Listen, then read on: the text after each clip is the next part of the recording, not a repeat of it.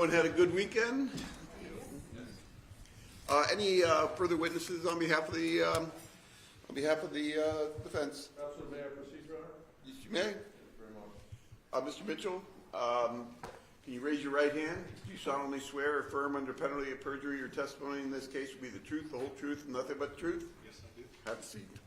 Pull yourself up close to the microphone, and you may inquire. Good morning, sir. Good morning. May you please state your name and spell your last name for the record? Andrew Kirk Mitchell, Mitchell. May I have permission to call you Andy? That's fine. Andy, could you please keep your voice up a little bit so the ladies and gentlemen can hear you clearly, okay? Yes, sir. Okay. How old are you, sir? 58. Okay. And where did you grow up? Delaware, Ohio. Where did you go to high school? Rutherford B. Hayes High School. When did you graduate? 1982. Okay. And any college? Yes, sir. Where at? Ohio State University. Okay. What did you study at Ohio State University? Criminology. Okay. And did you graduate? Yes, sir. What year? 1986. Okay. Are you married, sir? Yes, sir. Okay. And your wife's name? Tanya McClimate Mitchell. Any children? Yes, sir. Tell the ladies and gentlemen of the jury. I have one child. And her name? Cameron. Okay. And how old is Cameron? She's 6. Where does Cameron go to school? Conger Elementary. Okay. And after graduating from Ohio State, what did you do, sir? I helped my dad in his business for about a year, and then I joined the police department in 1987. You talk about your dad. Tell the ladies and gentlemen of the jury about your brothers, sisters, and parents. My father's deceased. My mother's here today. I have 3 older sisters and 1 older brother. All from the Delaware area? Yes. Originally? Okay. Originally. Fair to say they're scattered out now in different Scattered parts? out now. Okay. But you mentioned to the ladies and gentlemen of the jury, what year did you start with the Columbus Police Department? 1987. Okay. And in 1987, what type of training and stuff do you have to go through to be a Columbus police officer? To begin with, you take the civil service test. You score high enough, and you get to join the academy. What is the academy for the ladies and gentlemen of the jury? The police academy is a 5 to 6 month program that each new officer has to go through before he becomes a police officer. And when you complete that academy, do you go through the OPATA certified process? Yes, that's part of it. And did you do that? Yes, sir. And when were you sworn as a Columbus police officer? May of 1988. Okay. How much does a new police officer know when they're sworn in, Mr. Mitchell? Practically nothing. Okay. What was your first assignment? My first assignment was patrol. And does an individual for Columbus Police Department receive training when they first go on patrol? Yes, sir. Tell the ladies and gentlemen of the jury what that is.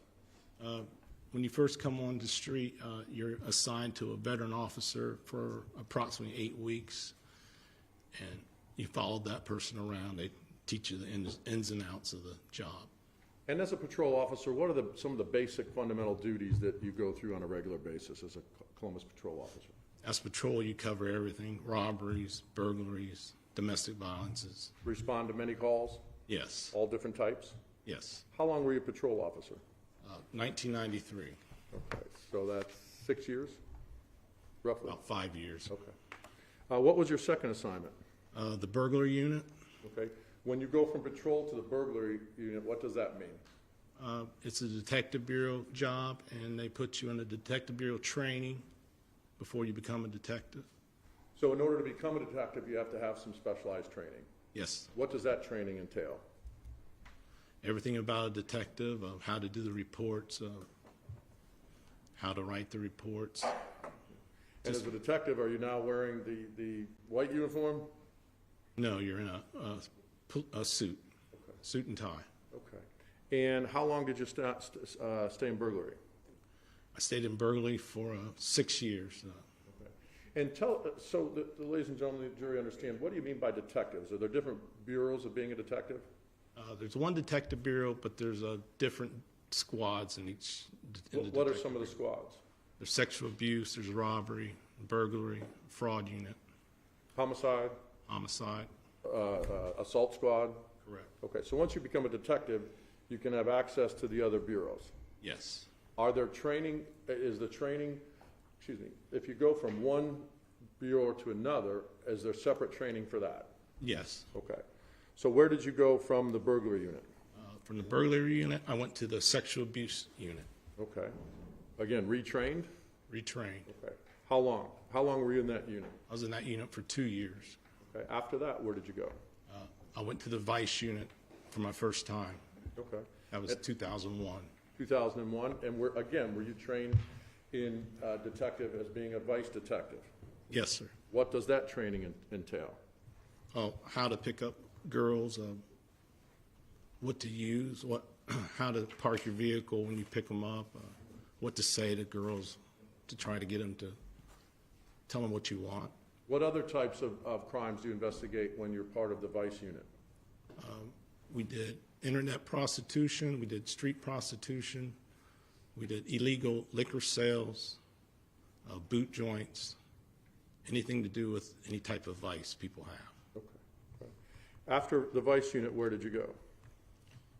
I left the vice unit in 2006 and I went to narcotics. Why? One of the reasons was my partner was leaving, so I really didn't get along with any other guys. They weren't my friends. We had a good relationship, so when he left, I decided to leave. Okay. And again, training again for the narcotics division? Yes, Separate than the training you've had prior? yes. Okay. How long in the narcotics? I only stayed there 6 months. Where to from there? I went to the missing unit.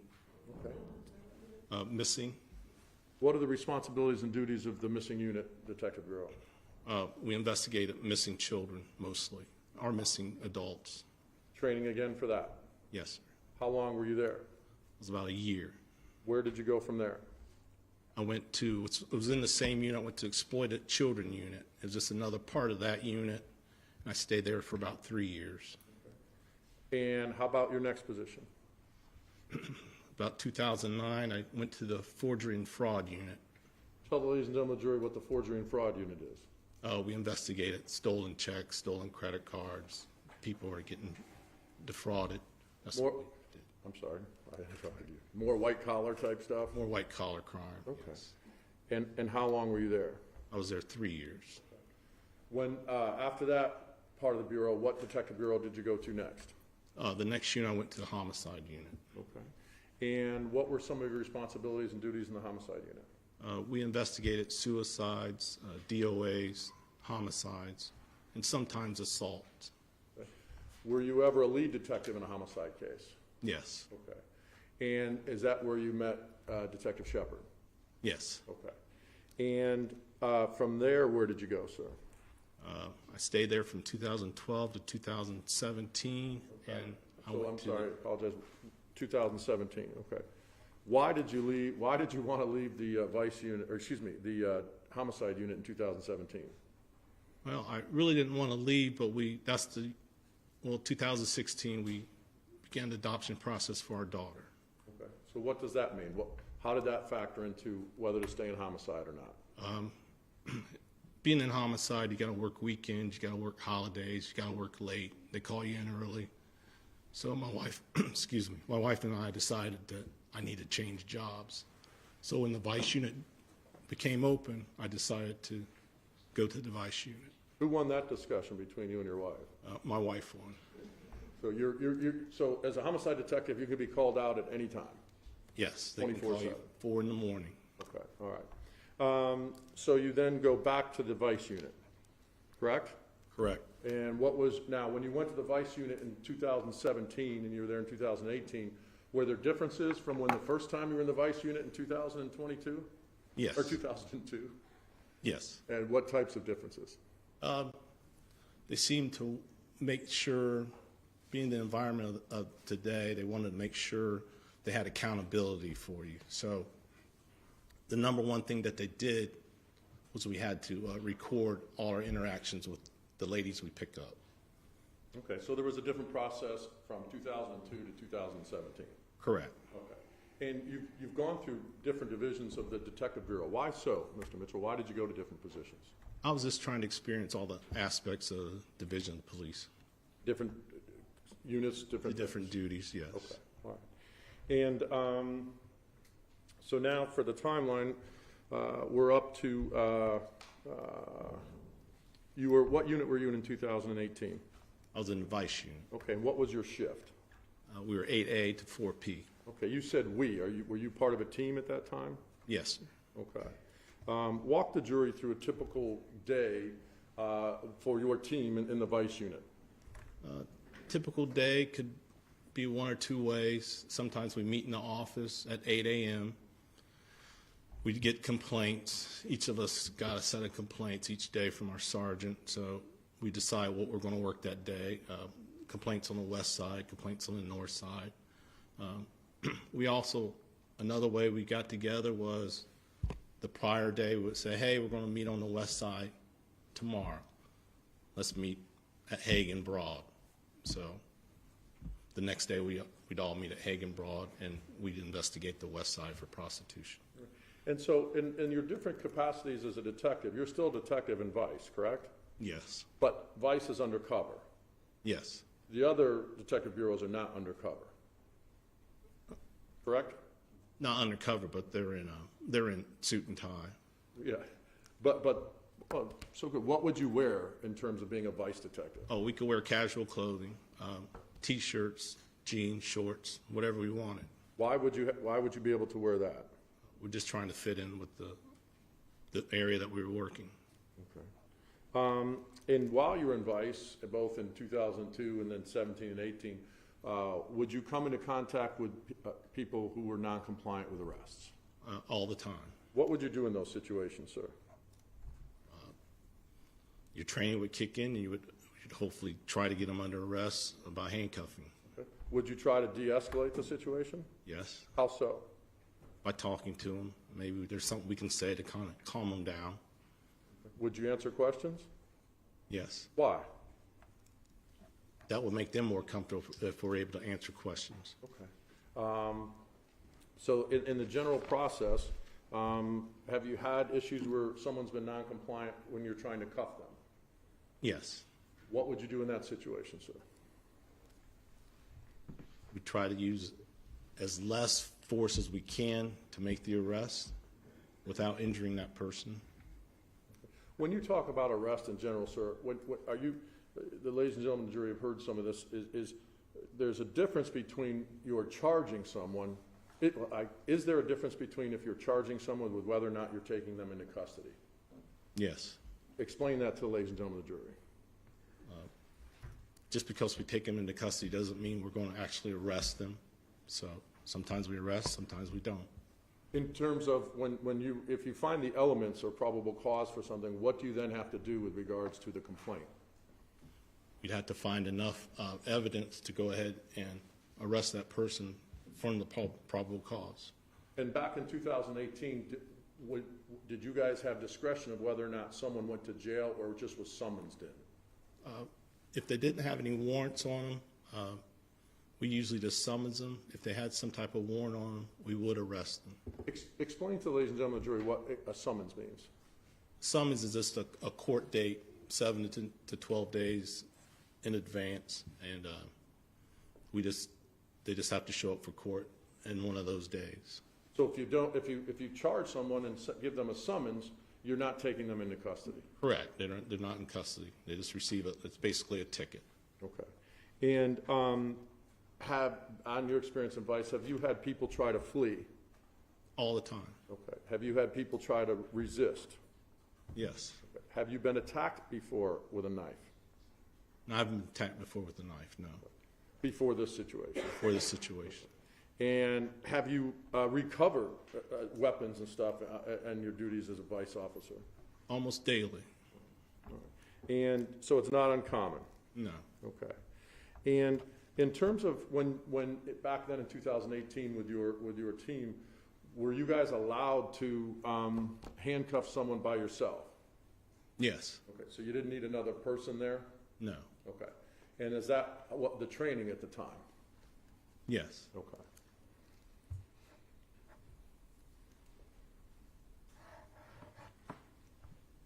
Now, tell the ladies and gentlemen of the jury, Andy, what tactics you used while in Vice to work an area for prostitution.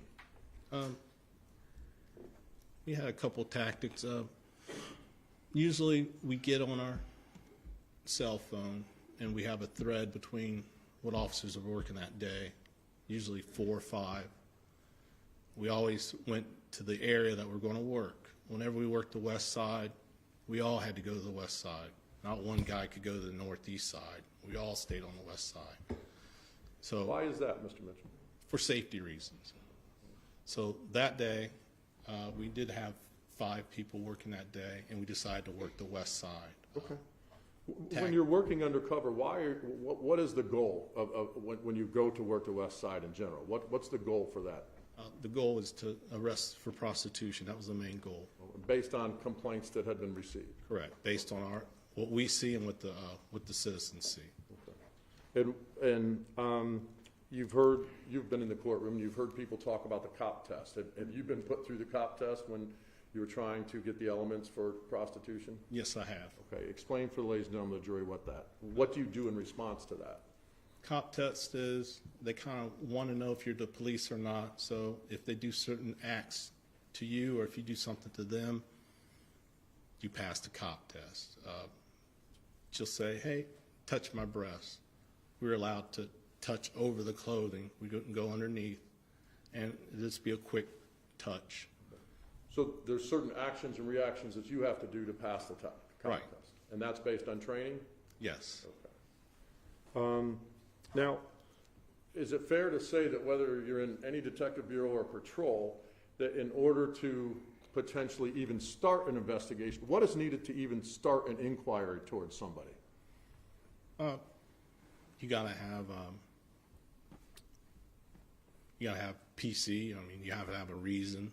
You have to have a probable cause to charge, but are you allowed to just drive up in the vice unit to just anyone and try to engage them in for probable cause and prostitution? No, you gotta have a reason. It has to be reasonable. Is there a suspicion? Reasonable suspicion. So so you need, it sounds like you need some type of information to even start the inquiry, correct? Correct. Okay. What would you look for in general in terms of vice situations? What type of actions and demeanors? In vice, you kind of look for a female. She's usually walking alone. She's usually staring at passing vehicles. She's usually waving or smiling. Some way of trying to get your attention. Okay. And that's the step 1? Yes. Then step 2, what is step 2 in order to charge somebody? You just can't stop anybody just for walking down the street. They got to be doing something like going up to a window, flagging people down. I mean, there's got to be a reason why you're going to approach that person. Okay. And what are you looking for next in terms of a potential charging somebody? Once you start interaction with that person, you want to get the elements. The elements are a sex act for a certain price. So once you have that, is that what probable cause means? Yes. Okay. And that's not, how do you describe that in terms of the level of proof at that point in time? Probable cause is the bare minimum to charge a person for a crime. Okay. So that's what you're trained to do? Yes. Okay. All right. And I'm going to, if I mess, so if I'm hypothetically, if I'm a police officer on patrol and I see, I just can't can I pull over any car on suspicion of drunk driving? No.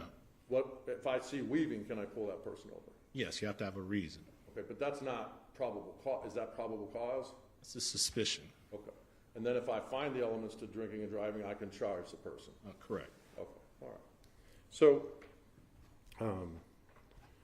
let's turn our attention, sir, to August 23rd of 2018, okay? Okay. How did that day start? Tell the ladies and gentlemen of the jury. That day we knew we had firearms that day, so the team already talked about where we're going to meet the following day, which was Firearms Day. So Where did you meet? we met at Tim Hortons at Central and West Broad Okay. What time did you meet there? between 8 and 8:30. And what happened from Tim Hortons? We just sat around. We talked about the day, talked about firearms, had our coffee, we had our donuts, and just small talk between one another. Where did you head to next? To the firearms range. Okay. Describe for the process for the ladies and gentlemen of the jury of when you were at the firearms range that day. Do you start on the range, or where do you start? Well, when you go to firearms, you got to start out in the classroom. So that's when Officer Gagnon headed the classroom, and Was Eddie there that day? Eddie wasn't there that day. Eddie the dog, okay. So you go in the classroom, then where do you head? Go ahead and head to the range. Okay. And what were they training on that day? The decision course. Okay. Tell the ladies and gentlemen of the jury what that means to you, sir. The decision course is a course where you shoot, you don't shoot, or it's an indeterminate shoot. So you're presented with targets, Yes, 3 types, yes, okay. And then you have to respond, correct? correct. Did you go through that course? Yes, I did. Okay. And was there someone with you walking you through that course? Yes, we have a safety officer that walks with us. Okay. And are you shooting, describe for ladies and gentlemen of the jury the types of, how the angles are in terms of where you're shooting on that course. The angle, it's a paper target that faces you. It can either come at you or go away from you.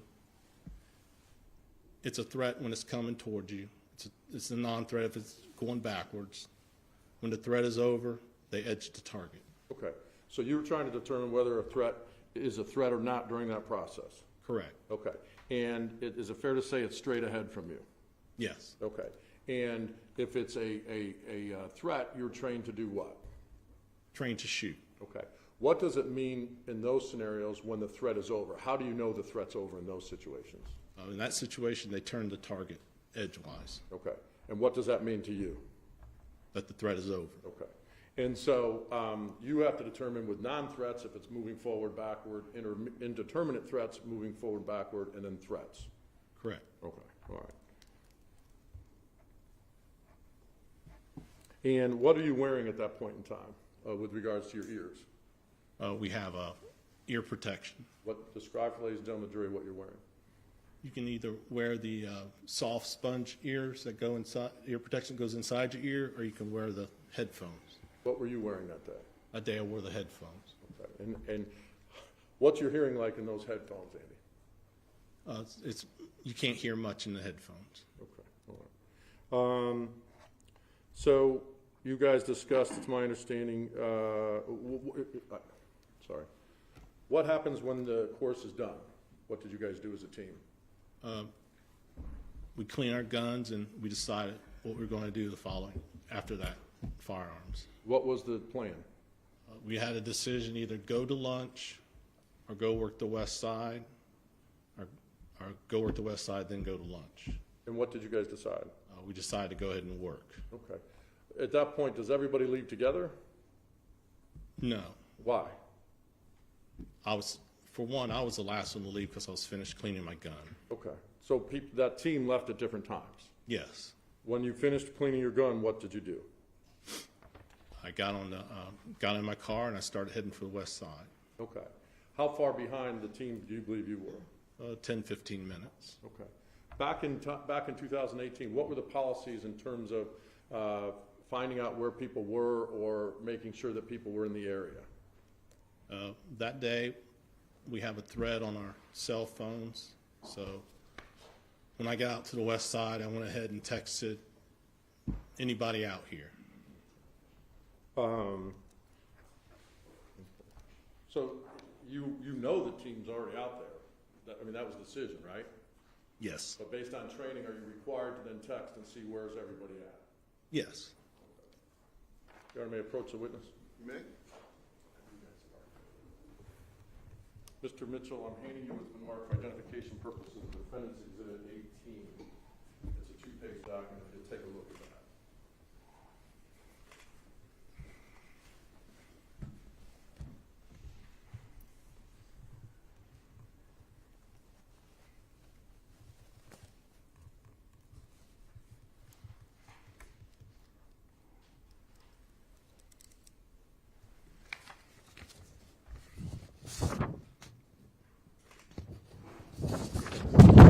Who's on that thread? I'm sorry. Tell the ladies and gentlemen of the jury what that is. This is a readout of the thread of who was on the text messages. Who's on the text thread there? Myself, Daryl McKissick, Jim Mathias, Brian Key, and Laura Evans. Okay. And if you go to the second page, my understanding is you just testified that what did you text out to the group when you were done cleaning your weapon and heading that way? Anybody out here? Okay. Why did you do that, sir? I just want to make sure that they were in the area. Okay. Was there a response? Yes. Okay. And what was the response? It was about 20 minutes later. Yep, D at the library with one. What does that mean to you? Yep, D at the library with one. D means Daryl McKissick. He had an arrest, and the library was at Powell and Sullivan. How far is the library of Powell and Sullivan from Yale and Bellows? 5 minutes. Okay. Now, is that what you mean that you guys are supposed to be in the same area? Correct. So the west side is the area that you're all working, Yes. based on policy and procedure. Yes. So if I was part of the team hypothetically and I wanted to go to the northeast side or the northwest side, that would not be under policy. That's not policy. Okay. What's the policy on whether or not you can start engaging or trying to find potential arrestees for prostitution before you hear back? Do you have to hear something back first before you do that? It'd be safe to hear something back. Okay. Yes. All right. Is that what you did in this situation? Yes. Okay. All right. On August 23rd, 2018, Andy, did you have your badge on you that day? That day I did not have my badge. Why not? That day I had special duty, and my uniform was in my personal car, which was at the substation. Explain to the ladies and gentlemen jury what that means. What are you saying when you say substation? We have to park our undercover cars at a substation. So to start out the day, you drive your personal car to the substation. You transfer everything from your personal car to your city car. And what does special duty mean? When were you supposed to work special duty that day? That day I was working at the Giant Eagle grocery store from 5 p.m. to 11 p.m. So you had your uniform in your personal car, Yes. okay, and you just you left that in the car? I left my badge hanging on that uniform, yes. Okay, all right. One working undercover is a requirement in the standard operating procedures of if you have to have your badge. Let's say that again, please. Are you required to have your badge when you're working undercover? No, we're not. Okay. It's not a requirement in the regulations. Correct, not a requirement. Have you not had your badge prior times? Yeah, there's a few times I've forgotten my badge. Okay. When you do have your badge, where do you normally keep that? When you're on an undercover assignment, you can keep it in the trunk. You can keep it hidden on your person. You can keep it hidden in the door, just somewhere the person won't find it. Where would you normally keep it? I would normally keep it in the trunk. In the trunk? How about on your body? If I did keep it in my body, I'd make sure it was away from the female and in my pants. Okay. All right. Those are the two places that you might keep it? Yes. Okay. All right. When or where do you first come into contact with who you now know as Donna Castleberry on August 23rd, 2018? That time, I was in what they call the Bottoms, which is the near west side. There was hardly anybody out that day. It was really a slow day. I remember going eastbound Sullivan, checking everywhere, couldn't find anything. So my decision was, I want to head to the library and meet up with Evans and McKissick. So I'm going westbound Sullivan. I was about Glendale, and there's a viaduct right after Glendale heading west. As I was going under the viaduct, I saw Miss Castleberry off to the left. What drew your attention to her? Miss Castleberry was wearing like a spring dress, thin, blonde. I figured she was out there working. What did you observe that led you to suspect that? She saw me. I kind of slowed down, and she smiled and waved. I smiled and waved back.